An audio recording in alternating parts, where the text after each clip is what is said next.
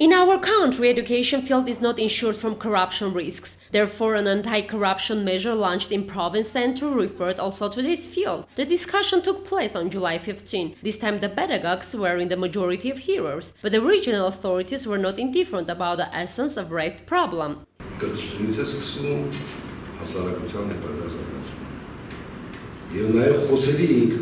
For the development of society begins from education, and the education is also vulnerable, as corruption risks phenomena can be imported into education field. That's the present problem for everybody, especially in places where there is implemented education policy by local scale. If we speak about the regional administration activity, there was implemented education policy in the province.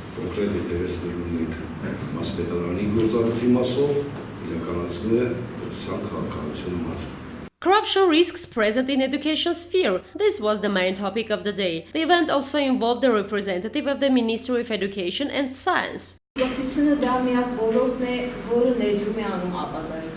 Education is the only sector which invests for the future, and it's not the most risky. In any case, the small wrong step could be fatal not only for society, for that person, but also for the future, as our children that are our today's generation are also the bearers of future, and all these negative thoughts, disappointments, negative phenomena they carry to the future. We must do everything to free them from such negative phenomena and give them high values.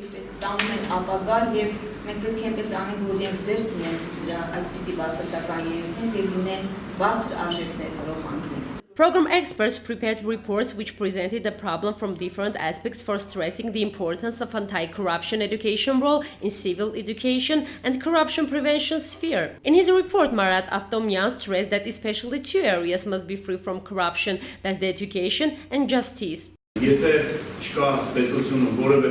there is no developed education system in any developed country free from corruption, then we'll have incompetent doctors, lawyers, economists, which will become a scourge for the citizens, the state, and naturally incompetent and unprofessional officials. Justice system will suffer too, because if the state doesn't have established honest and fair justice system, then the person will be unable to protect his legitimate interests and rights.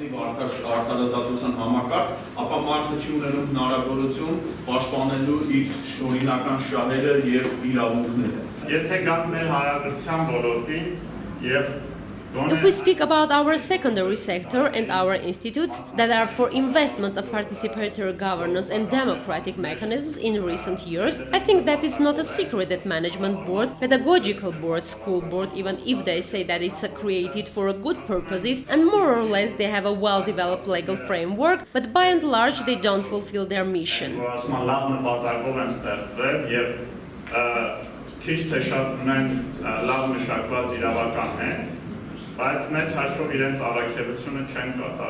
Consolidation of anti-corruption institutional mechanisms is one of the main objectives of multifaceted promotion of fight against corruption program, for implementation of which there is planned to create stable dialogue between organizations of civil society and the government. All we have to do to find out if each of the parties is enough ready for this dialogue. Հայր Փիաղաջանյան, Վաչե Գրիգորյան, Սյունիք Online.